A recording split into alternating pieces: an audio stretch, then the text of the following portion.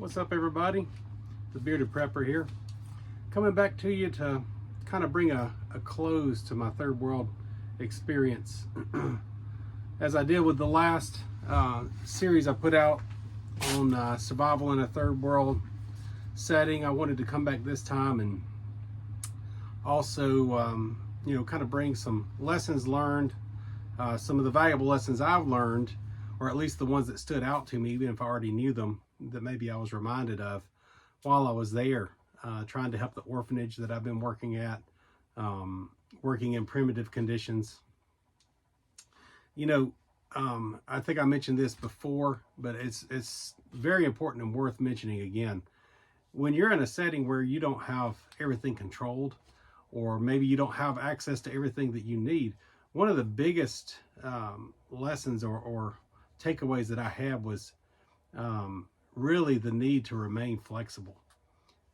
Things are rarely going to go according to plan, especially if if you're not working with a lot of the modern equipment or in the modern settings that we're accustomed to here in America and most of the civilized world.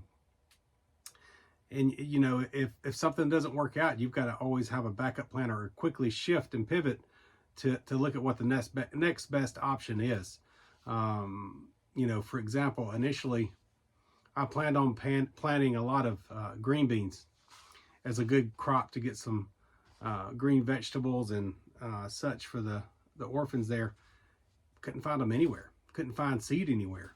But what I could find was their local red beans, which is more, it's not like a green bean. It's kind of like a pinto bean, only it's different. It's just their version of red beans in that part of the world. So, I planted those in with the corn that we had.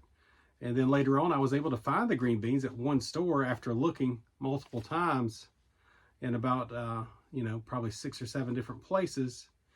And then I started intermingling those and planted some of those. Ended up working out better anyway. Now they have red beans and they have green beans. A little mixture of both. So, in different areas, that worked out great. But you just can't give up. You've got to be persistent also. Determination to succeed is essential, not just in survival situations. It is in survival situations. That's very, very important. But a determination to be persistent and not give up really makes a huge difference when it comes to just getting things done and being able to take care of yourself. If one thing doesn't pan out, then be flexible. Go to something else. Also, really, especially this time, the thing that really stood out to me as helping us be successful was the importance of connections in the community. I've been to Central America 3 times now in the past year in this area. So naturally, as I'm getting things done, as I'm moving around and meeting people and figuring out who I can trust, who I can't, you make connections. And, some of these connections I've actually, periodically stayed in touch with through some of the communication options that we have, such as WhatsApp or email or whatever, even when I wasn't there. And, through those connections, I was able to get things done. For example, I showed you the greenhouses that we had wanted to cover so they could grow in the rainy season. Well, when I arrived, the materials weren't available. We couldn't find the plastic to cover the roof. So I had almost abandoned that idea and just started planting everything I could to help them have food. And lo and behold, as we were out moving around with some of my connections, because I had those connections and had fostered those relationships, those trusting friendships, they introduced me to other people that they knew that were in that business. Once they found out what I needed, they connected me with them. So I was able to connect with 2 different agricultural, what they call engineers in that part of the world that knew where to get the materials.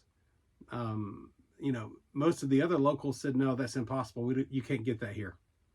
But these guys knew where to get it. So, which leads me to the next thing that's super important. And it's not as easy to practice bartering in America these days. You can if you're in the right crowd. But, it's a way of life in a lot of the world. And if our way of living changes, it's going to be more of a prevalent way of life in America and the rest of the civilized world too. So, I have some experience in healthcare. I also, this trip was able to, had the privilege of traveling with a physician that wanted to go to that part of the world and, offer some medical assistance to the orphans and such.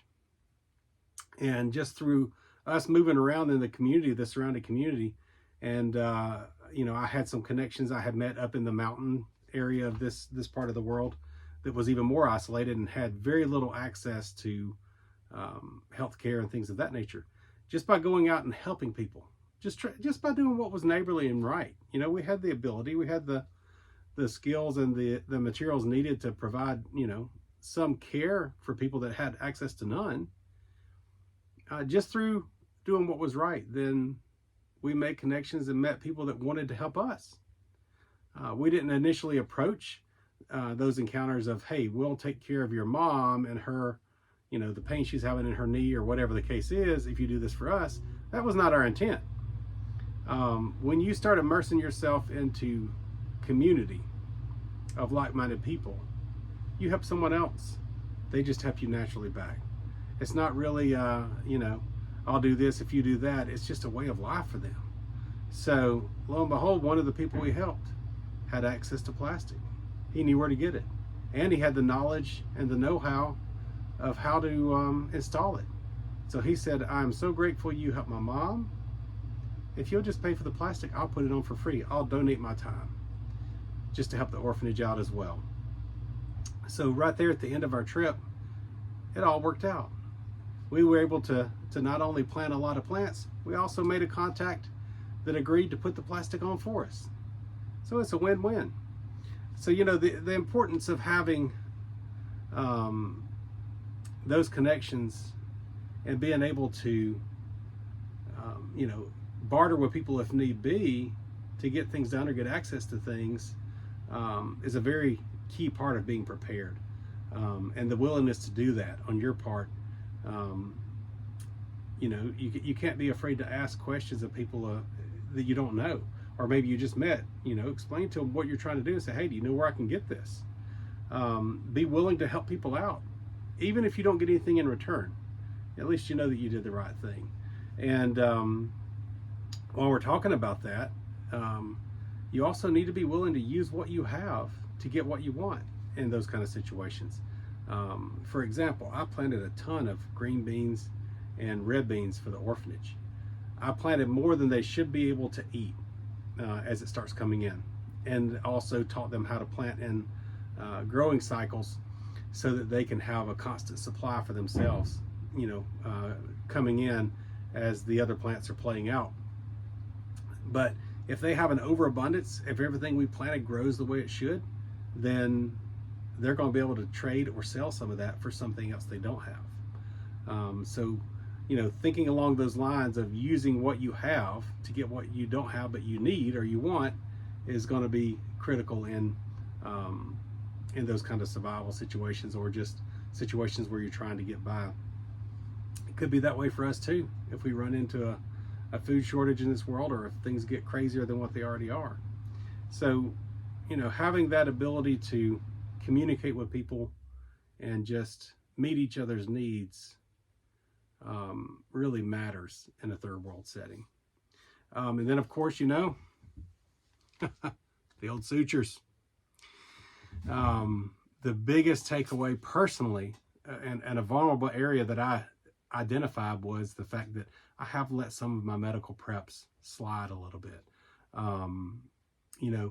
Not having materials to close up wounds. I did close this wound up on my own, but obviously with it getting 5 stitches, the doc that I was with, once he saw I had it taped together, said, yeah, maybe we should put some stitches in just so you can help make sure you're keeping it together as you're doing all this labor every day, and make sure we keep it as clean as possible since you're going to be out sweating in the heat and stuff like that. So, but obviously that happened just because I got tangled up in some cucumber vines and tripped.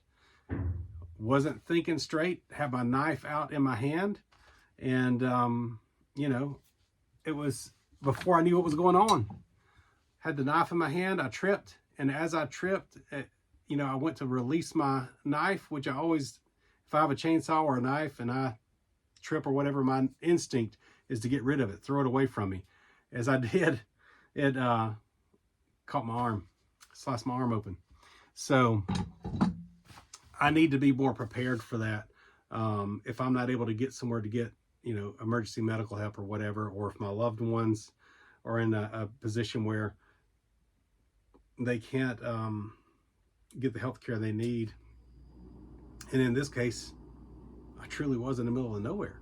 If I hadn't been traveling with a physician, I wouldn't have had access to sutures at that time. I could have traveled some distance to get stitched up probably. But, you know, if you're prepared for that, or if you're having to survive on your own and take care of yourself, that may not be an option. So making sure that you think along the lines of what am I going to need as far as emergency kits or emergency care of wounds or whatever. And then, you know, what if that wound gets infected? What am I going to do? So there's no way you can possibly prepare enough to be an island and to survive on your own. You've got to be connected to a community of like-minded people. And when I was in this setting, you know, it became even more clear to me that, I mean, you just have to be, you can't be completely self-reliant. I mean, if that were the case, we would all have semi trucks full of preps, and it probably still wouldn't be enough. And even then, you know, what if the laceration's on your back? Are you gonna be able to stitch that up yourself? You're gonna have to be connected with other people. So one of the biggest things personally was the need to re-examine my medical preps and the preps that I take with me on these trips to be prepared. And also, you know, it became readily apparent to me that having other like-minded people to be connected with, to support you, is exceptionally important as well. Because you need to not only have the assistance sometimes, but you need to be able to have a broad network so that you know how to get what you need, or get the information that you need, or the supplies you need, or whatever. The more people that you're connected with that you can trust, the better off you'll be. So, and it's not easy to grow enough food to feed yourself. The orphanage is doing quite well, but they're not at the point where they're self-sufficient yet. That's the goal. I hope they get there. I'm going to do my part to help them, hopefully get there. But, you know, being able to feed yourself and those that you're taking care of is a very difficult chore, even if it's a small group. I mean, and we're talking about here a group of 300 plus people, so that's exceptionally difficult. But even if it's a group of 5, 6, 10 people, you know, that's a lot of food to procure on your own. So you're going to need to have connections with other people, so that you can also, if you have a overabundance of one thing, you can trade for another. That way you don't have to produce it all on your own. So in addition to that, I showed you the soil conditioning we were doing. So, you know, having the know-how to produce your own organic fertile soil, and soil that's arable and will drain well, is important as well. And how to procure that soil, even if you have to make it yourself by sifting the rocks and the debris out, or the clay out, to mix it together yourself. So, you know, you need to have the knowledge of this stuff, and you also need to have, if you can, practice doing it. I don't necessarily need to screen out, you know, river sand here at my house. I can go down the road to the landscaping place and get it if I have the money. But even if I had wanted to, there in the area I was in, I didn't see very many landscaping places around. So we had to make our own soil by mixing the manure and the compost and the sifted river sand and the clay soil they had there, mixing it together when it was dry to mix up a good soil for the raised beds that wasn't going to compact hard. So being able to practice that was priceless for me, Because if I find myself in that situation here, I'll draw back off of that firsthand experience that I've had there. And while I was getting that experience there, I was also giving back. So, it's just a win-win. I encourage you guys to do the same. Look at your preps, look at your experience, experiment with what your preps are so that you know what you're going to do when the time comes, and you can draw off of that experience and connect yourself with like-minded people so that you'll have a network of resources and support if you find yourself in the situation that you're trying to survive. So until next time, I encourage you to know your Lord and Savior. Get out and practice your faith. Help someone else. Be prepared. Until next time, I'm the Bearded Prepper, signing off.